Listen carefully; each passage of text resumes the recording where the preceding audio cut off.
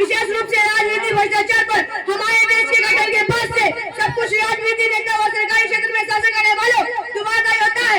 चाहे हम एक लोकतांत्रिक देश है, लेकिन जो भी सत्ता में आ जाता है वो उस शक्ति का दुरुपयोग करके अपने निजी लाभ के लिए धन और संपत्ति हासिल करने की कोशिश करता है। हम लोग खुद को हमेशा अभाव के लिए पाते हैं। हमारे देश में अमीर और गरीब के बीच का इतना बढ़ गया है कि हमारे देश में भ्रष्टाचार का एक अस्पष्ट उदाहरण है। जहाँ समाज एक वर्ग के पास समृद्धि और धन है, वही दूसरी तरफ जनता गरीबी के से नीचे रहती है। यही कारण है उन देशों की अर्थव्यवस्था विरोध करना पड़ा है, जैसे पाकिस्तान की अर्थव्यवस्था। यदि हमें देश की जिम्मेदारी रहेगी तो हमें यह समझना चाहिए कि यह भ्रष्टाचार हमारे राष्ट्र की आर्थिक व्यवस्था में खाई है और हमारे समाज में अपराध को जन्म दे रहा है। यदि हमारे समाज में बहुत संख्या अभाव गरीबी में जारी रहेगा और किसी भी रोजगार का अवसर नहीं मिलेगा तो अपराध दर कभी कम नहीं होगा। गरीबी लोगों की नैतिकता करेगी, इससे लोगों में वृद्धि होगी।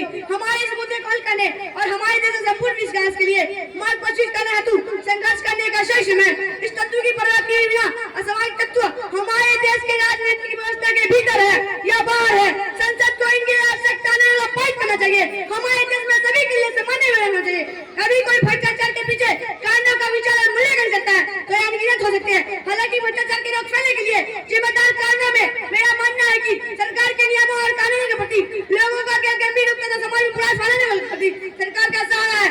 ऐसा प्रतीत होता है जिन लोगों को भ्रष्टाचार का अंत करने के लिए नियोजित किया जाता है वो शिव अपराधी बन जाते हैं और उसे प्रोत्साहित करते हैं। हालांकि भ्रष्टाचार होने के लिए कानून है जिन्हें मनी लॉन्ड्रिंग अधिनियम सही कहा है तो सारा भ्रष्टाचारी वन 1988 आदि, लेकिन इन कानूनों को लंबी क्या नहीं है। विशेष रूप से सरकार के भी चलाए जाने वाली सरकार गंभीर मुद्दों के तहत नैतिक स्पष्टता दिखाते हैं जो धन गरीब लोगों के उत्थान के लिए इस्तेमाल किया जाना चाहिए। वो खुद राजनीतियों ने अपने इस्तेमाल के रख लिया। इससे भी बच्चा जो लोग समझ नहीं है और सत्ता में बैठे लोग इस बात नहीं रखते, वे अपने काम नहीं करवा पा रहे हैं, इसलिए उनकी काम की फाइल कार्रवाई के बजाय धूल फेंक रही है। जाहिर है किसी भी बढ़ती हुई अर्थव्यवस्था में गिरावट तब आएगी जब भ्रष्ट अधिकारी शासन की स्थिति बहुत तनावग्रस्त हो गई है और जब तक सामान्य जनता को कदम न उठाए और सतर्क नहीं होती तब भ्रष्टाचार समस्या उखाड़ फेंकना चाहिए। तो आइए हमसे एक साथ खड़े हो और भ्रष्टाचार के खिलाफ रहे। इस तरह के साथ मुल्क बदलते हैं, सरकार बदलते हैं, मुल्क बदलते हैं, सरकार बदलते हैं। यारो खुद बदल जाओ तो हालात बदलते हैं। धन्यवाद। बहुत जोरदार।